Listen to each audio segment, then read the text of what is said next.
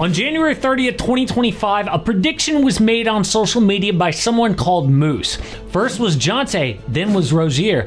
Next, you'll hear about MB. And sure enough, 5 months later, Malik Beasley was under FBI investigation for illegal gambling. How the heck did this guy know months earlier? I mean, at the time, it felt kind of shaky, right? Like the investigation only mentioned one game for Beasley.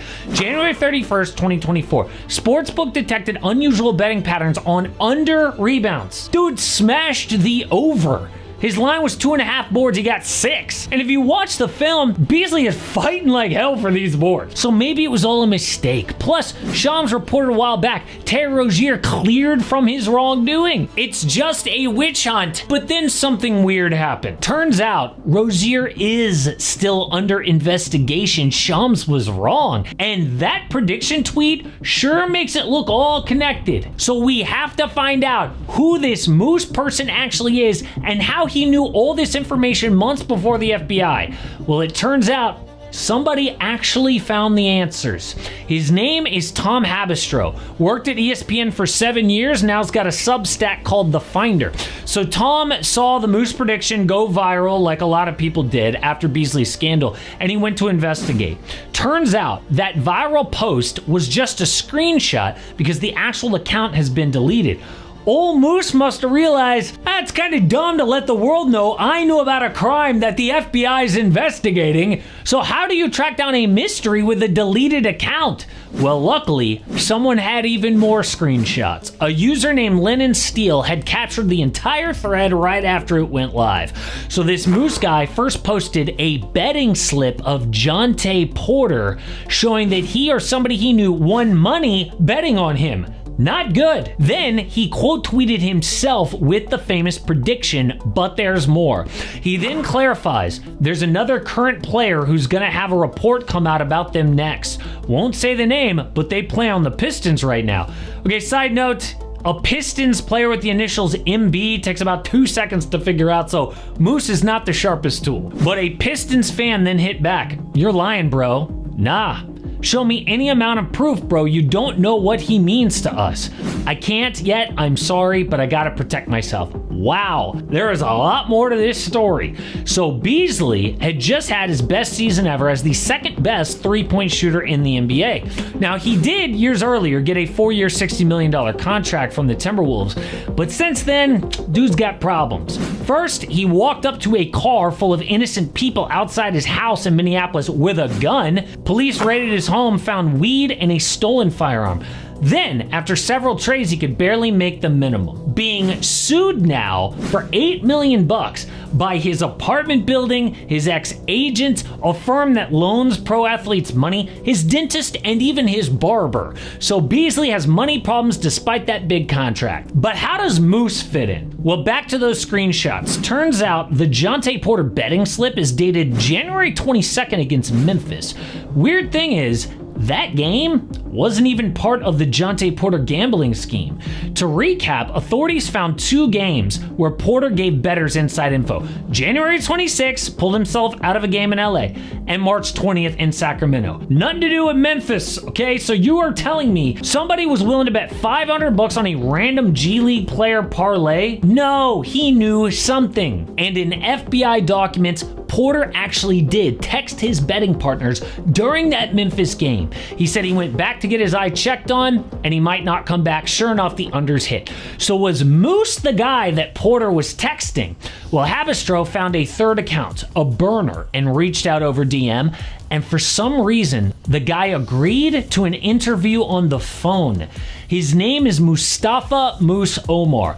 And the obvious question, how did you know about Malik Beasley? Yeah, I mean, I know a lot of people in the basketball and the gambling space, so, you know, word does get around. I do have people that do know a lot about, you know, the gambling ring and NBA and stuff. People who know about the gambling ring and the NBA and stuff? Who are those people? So when Moose realizes, wait, I shouldn't have said that, he changes his story. This is something that was dug up from Reddit. I mean, everything that I found and I tweet about, I only tweet about it because I find it publicly first. Okay, so you know people, or did you find this out on Reddit? Well, it turns out Haberstroh already knew the answer to all of this.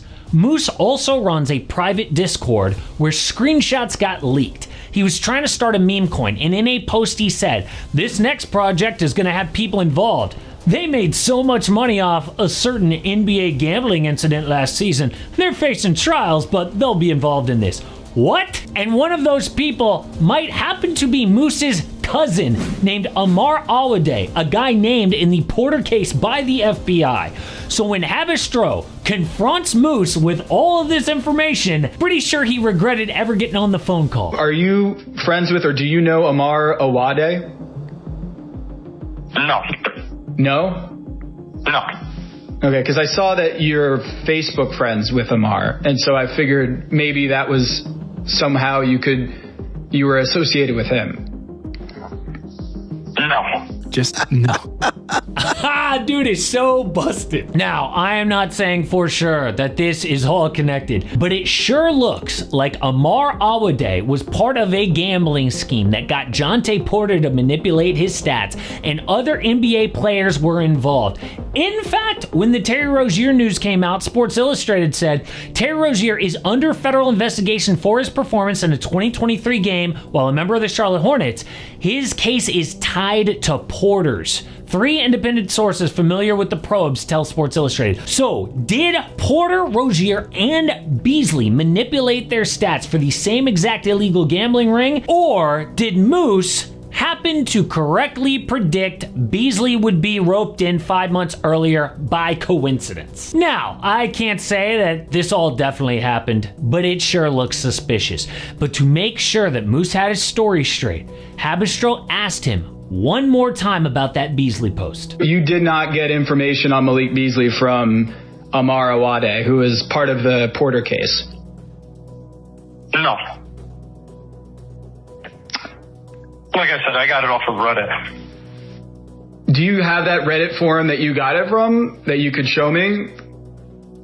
I could probably find it. Oh, and do you think that he went back and found the Reddit post? No. Immediately after the phone call, Moose deleted his burner X account, and then he went and deleted his Facebook profile instead.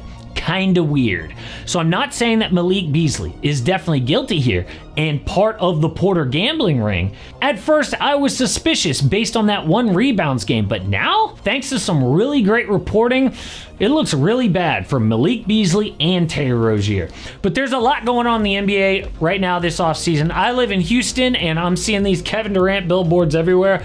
At first, I wasn't sure about KD and H-Town, but now after seeing what the Rockets had to give up to get him, I'm starting to rethink how good they might actually be next year.